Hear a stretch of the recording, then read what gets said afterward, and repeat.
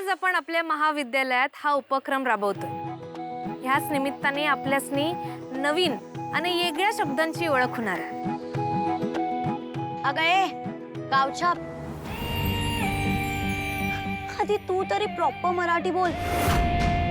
तू स्वतः काहीतरी बोलत असते, आलो काय गेलो काय आमासनी तू। अशी कधी मराठी असते का? आली मोठी शान स्वतः लेक्चर देतेय। अनिका, तुझं काहीच चुकलेलं नाही। खरं रुढार्थाना अनेकांना असं वाटत असेल की मी जी भाषा बोलतो ती अशुद्ध भाषा आहे।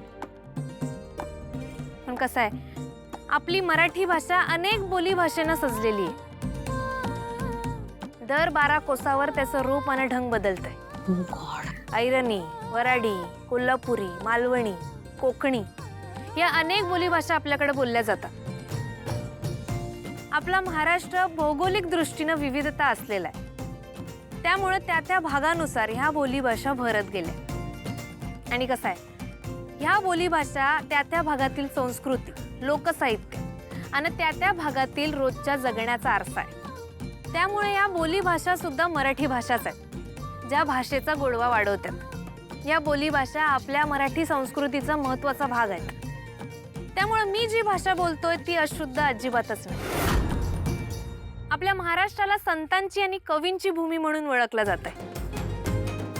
ज्ञान, भक्ती आणि साहित्य ह्याचा जिथं मेळ झाला ती म्हणजे मराठी भाषा।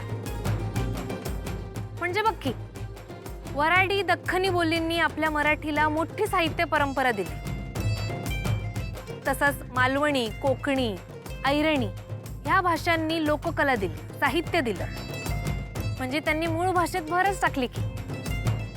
आत्ताच्या घडीला जिथं मोठमोठ्या शहरात काही लोकांना आपलीच भाषा बोलायला जिथं कमीपणा वाटतो, तिथे याच बोली भाषांनी मराठीची मुळं घट्ट पकडून ठेवल्यात। त्यामुळं मराठी भाषा जपणं म्हणजे या बोली भाषेंचं सुद्धा सन्मान करणं आहे। आलं का अनिका ध्यानात? का इंग्रजीत सांगू? काय चाललंय गावछापचं कॉलेजमध्ये? हा काय चाललंय? असा कधी रूल असतो का मराठीतच बोलायचं? नाही, बघू ना, बघू आपणही बघू कोण कोण ऐकतं याचं। Let's see. मी आता आपल्या महाविद्यालयाच्या सांस्कृतिक विभागाचे प्रमुख प्राचार्य ऋषी इनामदार महोदयांना विनंती करतो की त्यांनी विद्यार्थ्यांना मार्गदर्शन करावं। नमस्कार। आता मुख्याध्यापक महोदयांनी तुम्हाला कुसुमाग्रजांबद्दल फार छान माहिती सांगितली। आता संत ज्ञानेश्वरांनी आपल्या मराठी भाषेचं कौतुक कसं केलंय हे मी तुम्हाला सांगणार आहे। अरे असं का करतो?